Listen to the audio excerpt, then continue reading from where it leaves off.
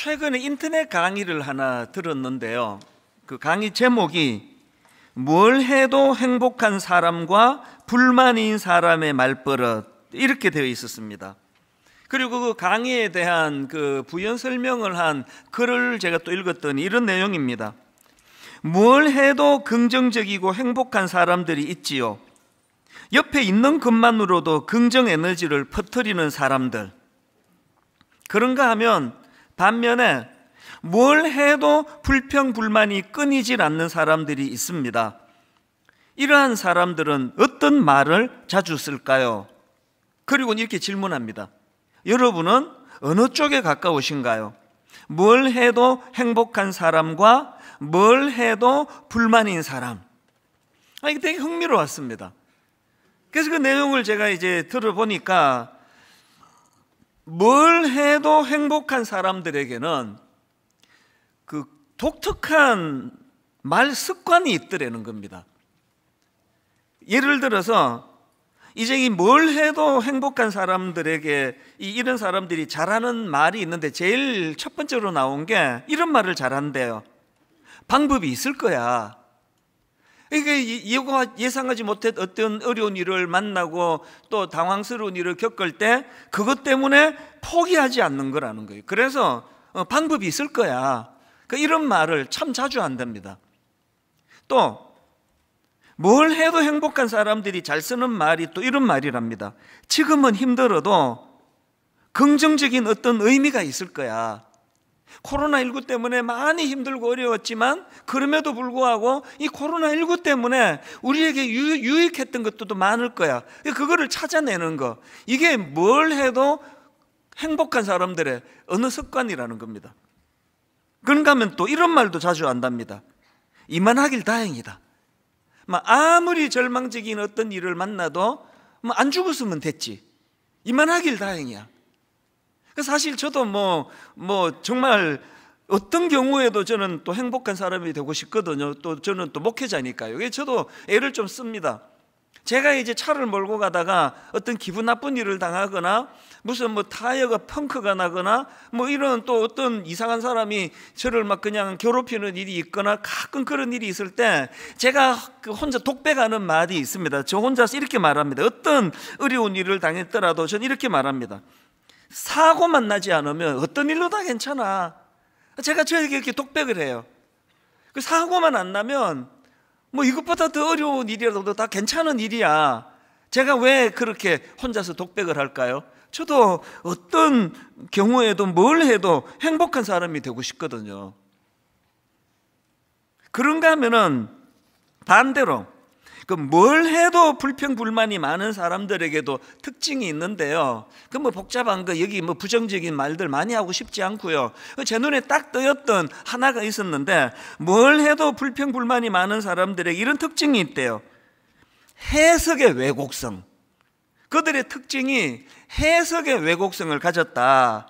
그러니까 한마디로 말해서 상대방이 어떤 행동을 하거나 무슨 말을 하거나 자꾸 그것을 왜곡해서 해석하는 그런 특징을 가지고 있다는 겁니다. 심지어는요, 그냥 상대방이 호의를 베풀고 잘 대해줘도 해석의 왜곡성이 어김없이 작동이 돼가지고 아니 저 사람 무슨 의도로 나한테 이렇게 잘하는 거야? 뭘 얻으려고 저래? 이게 해석의 왜곡성. 그러니까 이런 태도를 가지고 있는 사람들이 어떻게 행복하겠냐고요. 그래서 그 강사님이 설명하기를 이런 부류의 사람들은 불신에 대한 신념을 갖고 있다. 이것도 되게 독특했습니다. 불신에 대한 신념이 뭐냐? 이거예요. 맨날 하는 말이 아무도 믿을 수 없다. 아무도 믿지 마. 오늘 우리에게는 이런 불신에 대한 신념이 없습니까?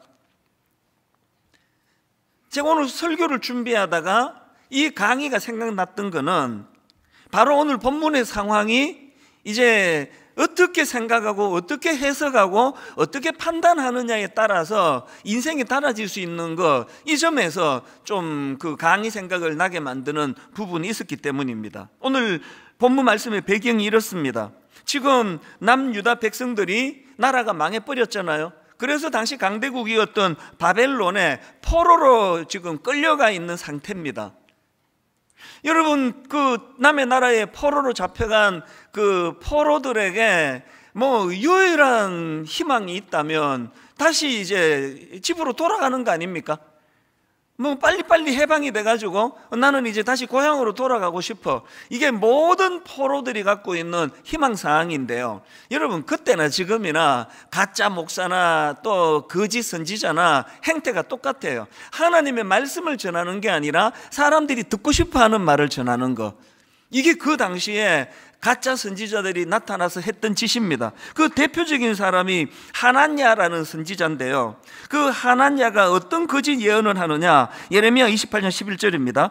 모든 백성 앞에서 하나냐가 말하여 이르되 여호와께서 이와 같이 말씀하시니라, 내가 2년 안에 모든 민족의 목에서 바벨론의 왕 느부갓네살의 멍에를 이와 같이 꺾어버리리라 하셨느니라.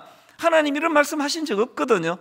단지 그 포로 이스라엘 백성들이 그 말을 듣기를 원하기 때문에 하는 거, 이게 가짜 선지자예요. 그랬더니 우리가 아는 참 신실했던 선지자 예레미야가 그것을 반박합니다. 예레미야 28장 15절, 선지자 예레미야가 선지자 하나냐에게 이르되 하나냐여 들으라, 여호와께서 너를 보내지 아니하셨거늘 내가 이 백성에게 거짓을 믿게 하는도다. 그래서 이제 오늘 본문이 29장이고요 본문 바로 앞에 28장에서 이렇게 논쟁이 벌어집니다.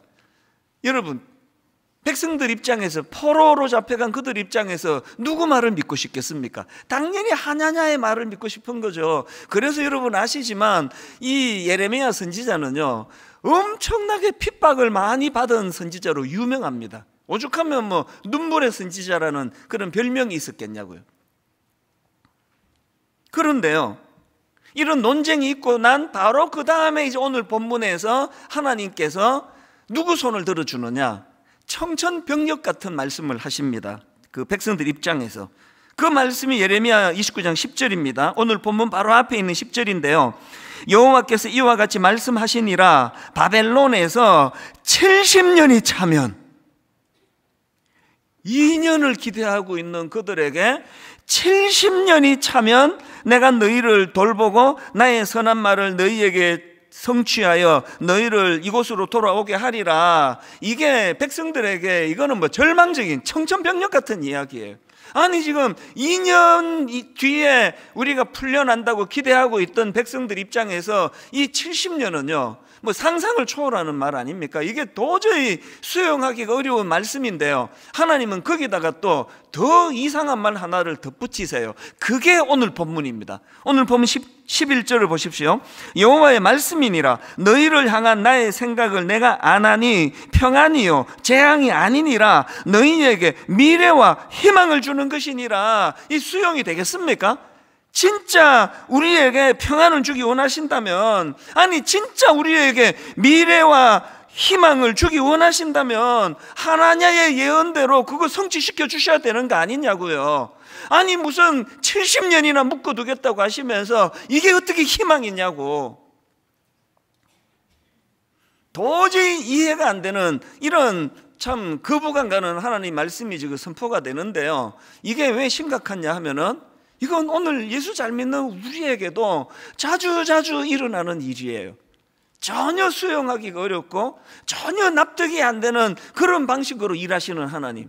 그런데 목사님이 설교할 때는 맨날 평안을 주기 원한다, 뭐 우리를 사랑하신다 이러니까 갈등이 일어나는 거거든요.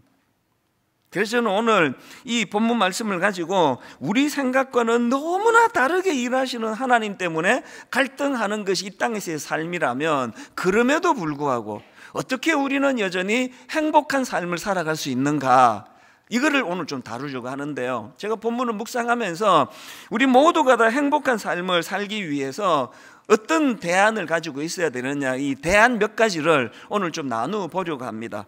여러분, 첫 번째로요, 우리 생각과 너무나 다른 하나님의 뜻과 또 생각으로 우리가 혼란스러워도 그럼에도 여전히 행복하기 위해서 해야 될 첫 번째 대안이 뭐냐, 그런 자기 삶에 개입하시는 하나님에 대한 긍정적인 수용, 이것이 첫 번째 조건입니다. 예레미야 29장 11절에서 여호와의 말씀이니라 너희를 향한 나의 생각을 내가 아나니 평안이요 재앙이 아니니라 너희에게 미래와 희망을 주는 것이니라. 그러면요, 이거는요 막 복잡하게 생각하지 말고 일단 아멘 하고 받아버리는 거예요. 이게 뭐 말이 안 되는 것 같은데도 불구하고 그냥 받아버리는 겁니다. 이게 왜 이게 중요한가 하니까요, 여러분, 우리 인간의 머리로 납득하면서 그렇게 신앙생활을 할 수 없는 것이 하나님의 생각과 우리 생각이 너무 다르다는 전제가 있기 때문이에요. 제가 가끔 말씀을 드리잖아요. 수학은요, 그 사회학 이런 과목처럼 막 암기해가지고 할 수 있는 학문이 아니에요. 수학은 논리와 이치를 따라서 그렇게 배워나가는 게 수학인데, 그럼에도 불구하고 수학의 가장 기초 중의 기초는 구구단 아닙니까? 구구단은 그냥 무대뽀로 외우는 거예요. 77이 49. 이거를 그냥만 논리적으로 7을 7번 더하고 어쩌고 저쩌고 뭐 복잡하게 하는 사람 아무도 없어요. 그냥 77이 49. 외우는 거. 우리가 이 땅에서 하나님과 충돌하지 않고 창조주이신 하나님과 충돌해서 좋을 게 뭐가 있겠습니까? 그 하나님과 평화롭게 같이 잘 지내기 위해서는 먼저 그 하나님의 하시는 일에 대하여 긍정적인 수용이 필요한데, 그러면 좀 반발이 생기잖아요. 왜 그래야만 됩니까? 그렇게 반발하는 분이 계시다면 왜 그래야만 하는지의 답을 저는 이사야 55장 8절과 9절에서 찾습니다. 왜 그래야만 되느냐고요? 이는 내 생각이 너희의 생각과 다르며 내 길은 너희의 길과 다름이니라 여호와의 말씀이니라. 그 다음 9절을 보십시오. 이는 하늘이 땅보다 높음 같이 내 길은 너희의 길보다 높으며 내 생각은 너희의 생각보다 높음이니라. 이게요, 신앙생활 하는 우리에게 가장 중요한 전제예요. 그럼 뒤집어 생각해 보세요. 뭐 이런 말씀에 내 거부감이 간다. 그 만약에 그 하나님의 생각의 수준이 우리 인간의 수준하고 비슷하면은 이거 재앙 아닙니까? 그럼 그래서 하나님하고 반발할 일도 별로 없고 우리 하나님은 항상 내 생각하고 너무 똑같아. 이거 재앙이에요. 사춘기애가 그 혼미한 사춘기의 생각하고 그 아이 아버지 생각은 달라야 되는 거 아닙니까? 하나님의 생각이 우리 생각과 비슷한 수준으로 끌어내리려고 하다가 보니까 신앙이 성장이 없어요. 그 믿음이 좀 없는 분들, 예수 안 믿는 분들은 하나님 왜 이렇게 일한대? 하나님 왜 저렇게 일한대? 난 이해가 안 돼. 이해가 안 돼서 하나님인 걸 모르시는 거예요. 그런 사람이 예수를 믿어도 그만이고 안 믿어도 그만이에요. 예수 믿으면 뭐합니까? 하나님의 생각을 끌어내려가지고 자기 수준에다 맞추고 사는데 여기에서 무슨 놀라운 기적이 일어나겠으며 여기에서 무슨 놀라운 우리가 할 수 없는 일들이 일어나겠느냐고요. 그 사춘기 아이들이 막 혼미할 때는 아버지와 그 사춘기 아이 생각이 달라야 되는 거 아닙니까? 그 어떤 애가 이렇게 말하는 걸 들었습니다. 우리 아버지는 나랑 생각이 너무 똑같아. 아이고, 저걸 자랑이라고 하는 속으로 그렇게 생각해. 어떡하냐 얘는? 얘 아버지 생각이 그렇게 사춘기처럼 어리고 미숙해가지고 이제 얘는 어떻게 해야 되나? 그게 자랑입니까 그게? 그래서 여러분의 사춘기를 되돌아보세요. 부모님과 갈등이 심하면 심했을수록 그 훌륭한 집일 확률이 많습니다. 확률이에요. 100%는 아닙니다. 우리가 왜 이 행복을 위한 첫 번째 단계로 일단은 그냥 수용하자. 이해가 안 돼도 수용하자. 성경에는요, 이래서 성공한 인물들의 이야기가 너무 많습니다. 대표적인 케이스가 요셉 아닙니까? 여러분 같으면 요셉이 그 하나님 하시는 일에 그 승복이 되겠습니까? 말도 안 되는 그런 저질 형제들 때문에 애굽으로 팔려가 종살이하고 있는 이것도 이해가 안 되는데 거기 또 이상한 여자를 만나가지고 그냥 이렇게 순결한 요셉이 억울한 일을 당해도 그냥 한계가 있지. 이게 성폭행 미수범이 뭡니까 이게? 이런 수치스러운 일을 당해서 감옥에 갇혀 있는데 그 내용을 기록하는 창세기 39장에 보면은 성경이 계속 반복하는 단어가 있어요. 요셉이 형통하다는 겁니다. 하나님이 함께 하시기 때문에 요셉이 형통하다. 감옥 가 있는 그거조차도 요셉이 형통하다. 이게 요셉이 수용이 되겠냐고요. 그런데 여러분, 나중에 이제 요셉이 입지전적인 인물이 되잖아요. 총리 대신이 되고 나서 그 형제들이 복수할까 봐 두려워할 때 했던 말을 보면은 거기에서 놀라운 답을 저는 발견하거든요. 요셉이 뭐라고 말했습니까? 복수할까 봐 두려웠던 형제들에게 창세기 50장 20절, 당신들은 나를 해하려 하였으나 하나님은 그것을 선으로 바꾸사 오늘과 같이 많은 백성의 생명을 구원하게 하시려 하셨나니, 악한 형제들에 의해 가지고 악한 형제들 때문에 어긋나버린 인생이 됐지만 아까 행복한 사람, 그 상황에서도 요셉은 자기 인생을 포기하지 않고 하나님의 뜻에 순종하면서 나갔기 때문에 이런 놀라운 결과가 일어났다는 거 아닙니까? 다니엘도 마찬가지예요. 다니엘도 오늘 우리가 그 본문의 배경으로 하는 바벨론의 포로로 끌려갔던 사람 중에 한 사람 아닙니까? 그런데 그가 하나님 하시는 일에 이게 동의가 되겠냐고요. 그런데 그가 어떻게 동의합니까? 여러분이 잘 아시는 다니엘 1장 8절, 다니엘은 뜻을 정하여 왕의 음식과 그가 마시는 포도주로 자기를 더럽히지 아니하리라 하고, 이 말 속에 요셉은 1단계가 이루어진 거 아닙니까? 하나님이 자기를 포로로 보낸 거기에 동의가 안 되면 어떻게 하나님께 뜻을 정하여 하나님께 순종할 수 있느냐고요. 그랬더니 이렇게 1단계 구구단 외우듯이, 내 머리로는 이해가 되지 않지만 하나님은 선한 분입니다. 하나님 하시는 일은 내게 유익합니다. 그렇게 하고 받으니까 하나님이 그에게 뭘 선물로 주십니까? 이건 여러 번 제가 설명한 내용인데 9절이 바로 그 이야기입니다. 바로 그 다음 9절, 하나님이 다니엘로 하여금 환관장에게 은혜와 긍휼을 얻게 하신지라. 세 번역으로 하나님은 다니엘이 환관장에게서 호의와 동정을 받도록 해주셨다. 여러분, 우리 일만수도 파송 운동 마지막 파송 예배 드리면서 했던 축복의 말씀 이거 기억하십니까? 수문학교에 모두가 다 저는 주변 사람들에게, 그 동역하는 수많은 성도님들에게 호의와 동정을 받는 그런 목사님이 되면 좋겠다고 축복을 했는데, 여러분 그러고 싶으세요? 여러분 주변 사람들이 누구를 만나도 여러분에게 호의적이고 여러분에게 긍정적이고 참 여러분에게 호의와 동정을 베푸는 그런 돕는 사람으로 여러분들이 살아가기를 원하세요? 첫 번째 단계를 하시면 돼요. 하나님 하시는 일을 수용하는 거예요. 그걸 용납하는 겁니다. 그것을 수용할 때 머리로 하는 것이 아니라 구구단 외우듯이 그냥 기계적으로 이것들이 첫 단계에서 일어나야 된다는 거예요. 그런가 하면은 행복을 위한 두 번째 대안은요, 몰입이에요. 몰입. 생각하고 집중하고 몰입하기.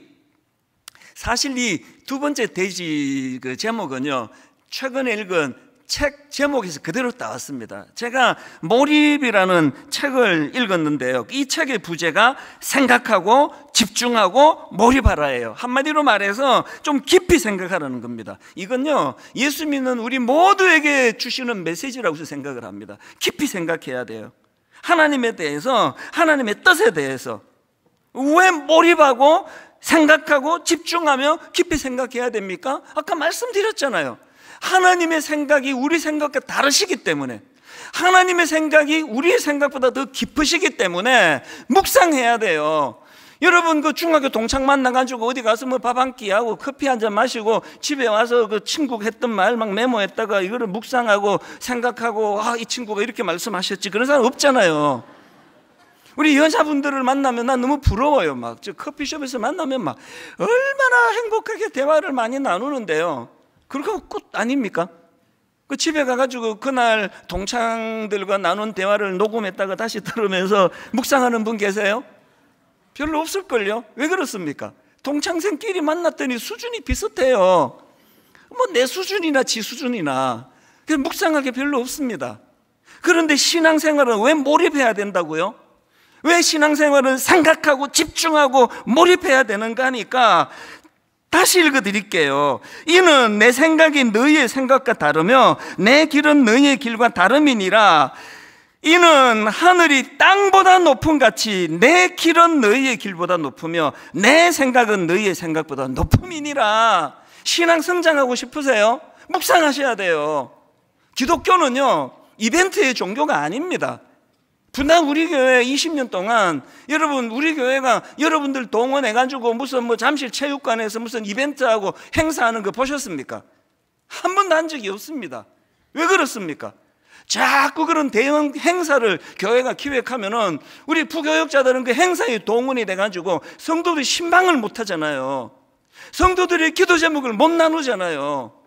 저는요 1년에 한두 번 미국 유럽 집회를 꼭 다녀오는데 한 번도 우리 부목사님 보고 나 차 태워달라고 공항에 좀 데려다 달라고 이렇게 부탁한 적이 없습니다. 왜요?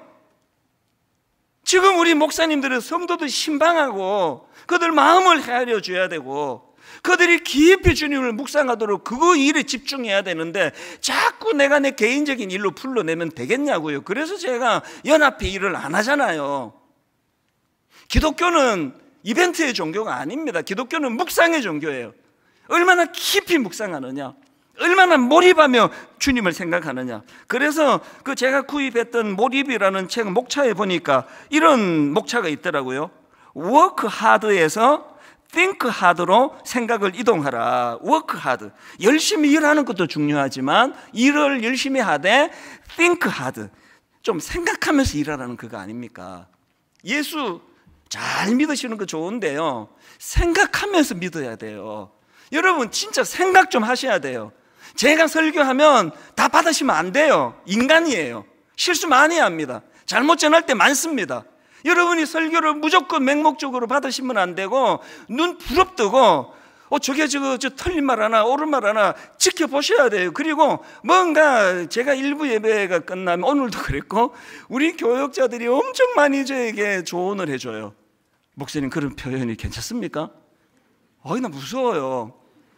그런데도요 한 번도 너 어디 금방지기 왜 다니면서 설교 갖고 그러냐고 말한 적이 없어. 그러면 다음부터 안 할까 봐. 그 지적이 생각하면서 설교하게 만드는, 그래서 2부 때 얼마나 조심하고 3부 때 더 조심하고 옛날에 4부 때는 또 더 조심하고 5부 때는 그냥 실신할 정도로 조심해요. 생각하셔야 돼요. 제가 어느 칼럼을 읽었더니요, 일본의 그 미라이 공업이라는 전기회사 이야기를 하는데 이 회사가 대단합니다. 깜짝 놀랐습니다. 이 미라이 공업이라는 전기회사는요 직원들에게 석 달에 열흘씩 휴가를 준대요. 그리고 5년에 한 번은 전 직원들이 다 해외여행을 떠난대요. 이것들도 대단하지만 진짜 놀라운 건요, 이런 것들 외에도 직원들이 쉬고 싶으면 언제든지 쉬어도 된다는 룰이 있답니다. 그래서 직원이 난 내일 좀 쉬겠습니다. 그러면 묻지도 따지지도 않고 그냥 쉬게 해줘요. 룰이 있으니까. 우리 생각에 이런 회사는 곧 망해버릴 것 같은데요, 그 칼럼에 보니까 놀랍게도 이 회사는 엄청난 성과를 올리는 회사라는 겁니다. 우선 동종업계 시장 점유율 1위, 매출 2,500억 원, 평균 이상 이익률 15%, 이런 놀라운 성적표를 갖고 있다는 거예요. 그 칼럼 내용을 직접 읽어드릴게요. 그렇다면 직원들을 신나게 놀게 하면서도 놀라운 성과를 올리는 비결은 무엇일까? 바로 생각이다. 아이디어를 낼 때마다 현금으로 즉석 보상하고 놀더라도 생각하면서 놀게 하는 게 중요한 포인트다. 그러니까 알고 봤더니요, 어느 직원이 난 내일 내 하루 그냥 쉬고 싶어요, 이게 그냥 놀으라는 게 아니라는 거예요. 생각을 방해하지 않기 위해서. 그래서 생각을 하고 아이디어를 내면 현금으로 포상금을 주고. 그 칼럼의 그 다음 내용 한번 들어보십시오.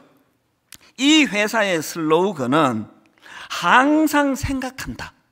항상 생각한다. 이게 이 회사 슬로건이래요.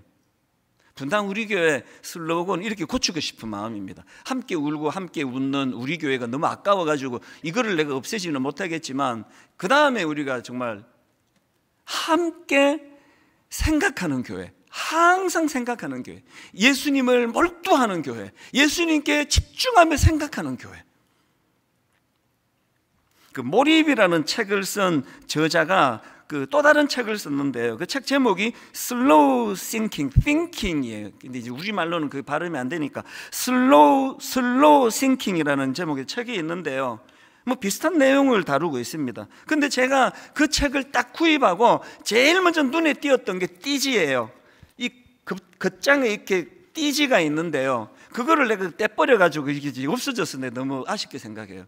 띠지에 이렇게 적혀 있었습니다.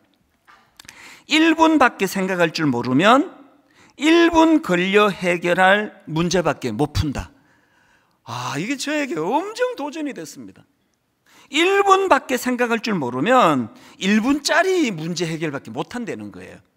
저는 우리 성도님들이 하나님 앞에 깊이 생각하고 묵상해서 1분짜리 문제가 아니라 너무 복잡하게 얽혀가지고 막 2시간짜리, 3시간짜리 막 3일 내내 생각해야 답이 나오는 이런 답이라도 여러분들이 척척 해결해내는 이런 깊은 영성을 가진 믿음의 성도님들 되시기를 바랍니다.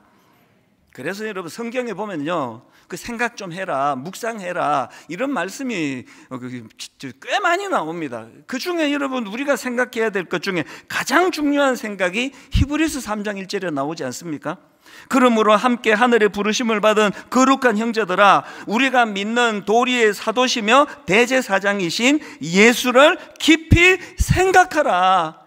오늘 설교를 다 마치고 이찬수 목사 설교 해석법, 이 설교에 나오는 예화, 이 설교의 흐름, 이 설교에 등장하는 인물, 이 모든 인물들이 예수 그리스도라는 필터를 통해서 재해석이 돼야 된다는 거예요. 예수님을 깊이 생각하고 묵상하는 그런 교회가 되기를 주님 이름으로 축복합니다. 이 두 번째예요. 마지막 세 번째, 행복한 삶을 위한 대안이 하나 더 있는데요, 진취적인 행동입니다. 진취적인 행동. 여러분 행복하고 싶으세요? 생각만 많이 하지 말고 행동하셔야 됩니다. 하나님께서 그 이스라엘 백성들에게 70년이라는 긴 포로 생활을 예고하시면서 어떤 면에서는 이게 하나님의 깊은 뜻이 반영됐다 보는데요, 이런 말씀을 주십니다. 70년 포로 생활을 예고하시면서 어떤 말씀을 주시느냐, 예레미야 29장 4절부터 보십시오.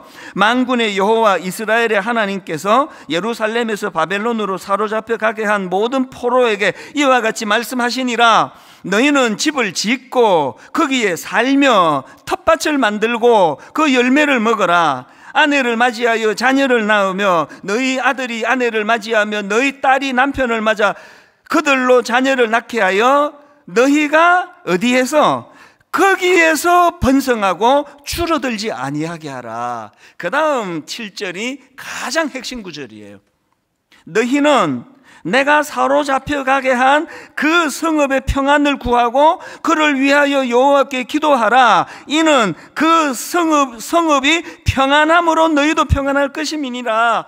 2년 만에 빨리 풀려 집에 가는 것도 중요하지만 그 악한 도성을 위하여 너희들이 영향력을 미쳐야 되겠다. 그 악한 바벨론에서 너희들이 선한 영향력을 행사하기 위하여 진취적으로 행동하라는 겁니다. 이걸 완벽하게 구현해낸 인물이 요셉 아닙니까? 아까 읽어드렸던 창세기 50장 20절 액센트를 달리해서 한번 들어보세요. 요셉이 고백을요. 당신들은 나를 해하려 하였으나 하나님은 그것을 선으로 바꾸사 오늘과 같이 많은 백성의 생명을 구원하게 하시려 하셨나니. 요셉이 하나님의 뜻을 수용해서 생각을 깊게 해서 그냥 정치적으로 엄청난 권력을 얻었다, 성공했다, 잘 살았다, 이렇게 적용하시면 안 됩니다. 하나님은 요셉을 그 고난의 과정을 거치셔서 하나님께서 그 흉년이라고 하는 끔찍한 일들을 대비하게 하셨던 것처럼 오늘 우리는요, 생각도 많이 해야 되지만 그 건강한 생각을 가지고 진취적인 행동을 해야 돼요.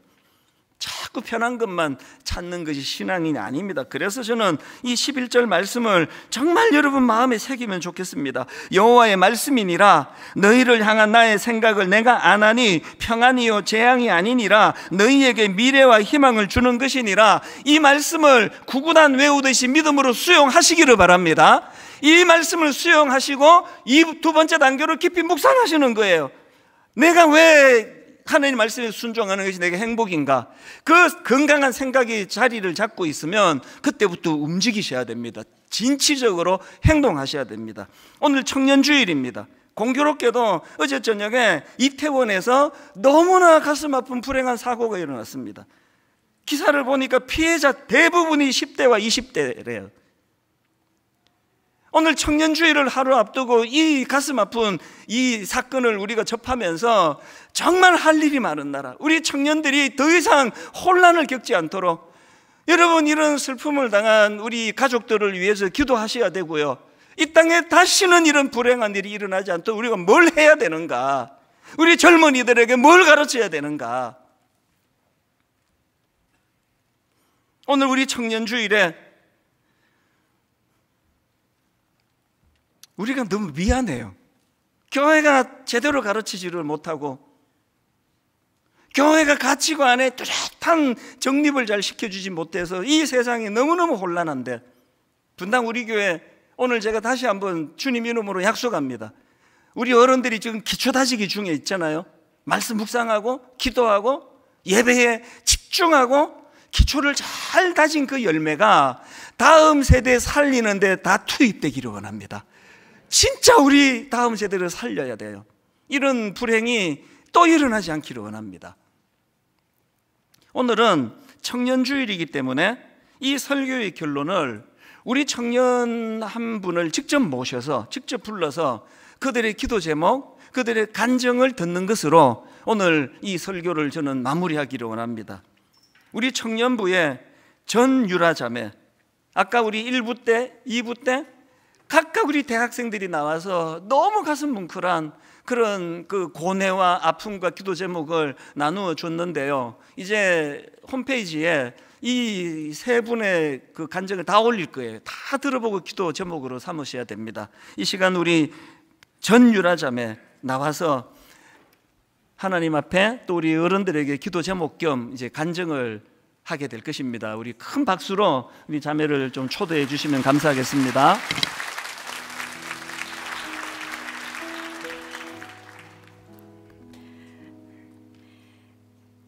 안녕하세요. 1청년부 전유라 청년입니다. 저는 20대 초반엔 엄마 따라 대예배만 드렸는데요, 하나님을 알고자 예배를 드리기보단 부끄럽지만 예배 끝나고 엄마가 사주시는 맛있는 점심을 먹기 위함이 더 컸습니다. 이후에 제자 훈련을 통해 하나님이 절 사랑하시고 언제나 제 계획보다 더 크게 일하신다는 것을 알게 되었고, 하나님을 의지하며 하나님의 사람으로 살아가려 열심히 노력하고 있습니다. 하지만 저의 노력만으로는 쉽지 않을 때가 많습니다.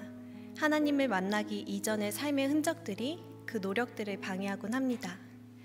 여전히 금요일만 되면 친구들로부터 연락이 오는데요, 하지만 그때마다 분당 우리 교회에 청년 금요 집회가 있는데 그곳에서 싱어로 섬기고 있다고 하면 친구들이 처음엔 야 네가 교회를? 하며 이런 저의 모습을 많이 낯설어합니다.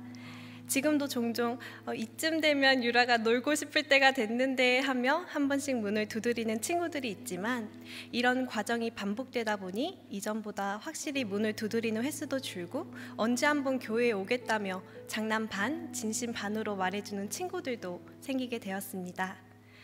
이렇게 크리스천답게 세상을 이기고 싶지만 사실 친구 관계가 아닌 일터로 나가면 이 갈등은 더 어려운 것 같습니다. 일터에서는 종종 저의 평정심을 무너뜨리는 일들을 만나게 되는데요, 때때로 성공을 담보로 부당한 요구를 하기도 하고 당혹스럽다 못해 마음을 크게 흔들어 놓는 일들을 마주합니다. 그럴 때마다 전쟁은 나에게 속한 것 아니니 하며 하나님 주시는 힘으로 살아가 보려고 노력하고 있습니다. 그런 저에게 무엇보다 힘이 되는 것은 믿음의 동역자들과 선배님들을 만나는 것입니다. 제가 저의 자리를 지키는 것과 같이 누군가도 그 자리를 지키고 있다는 사실이 저에게 큰 힘이 되더라고요. 특별히 이번 특세 때 청년 특송을 마치고 돌아가는데 이제 저희가 청년임을 알아보시고 본당에서 빠져나가시는 분들마다 저희를 태워주시겠다고 하시는 그런 따뜻한 말씀들을 해주셨는데요, 정말 그 새벽 세상에서 받기 힘든 무조건적인 호의가 제가 그 한 주를 살아낼 수 있었던 큰 힘이 되었습니다. 하나님을 알기 전이나 후나 또 여전히 그리고 앞으로도 수많은 유혹들, 고난들이 있었고 또 있을 것입니다. 세상의 조건과 상황도 쉽게 변하지 않을 것을 압니다. 앞으로 몇 번, 몇백 번, 몇천 번을 넘어질지 알 수 없지만 하나님을 알기 전엔 몰랐으나 하나님을 아는 제가 이제 아는 것이 하나 생겼습니다. 오늘도 세상에서 살아가지만 주님 안에서 안전합니다. 묵묵히 여전히 그 믿음의 자리를 지켜내주시는 믿음의 선배님들의 존재 자체만으로 은혜이고 힘이 됩니다. 기도의 능력을 잘 알기 때문에 성도님들께서 청년들이 하나님의 사람으로 살아갈 수 있도록 기도해 주신다면 이 자리를 끝까지 지켜낼 수 있을 거라고 믿습니다. 사랑합니다. 감사합니다.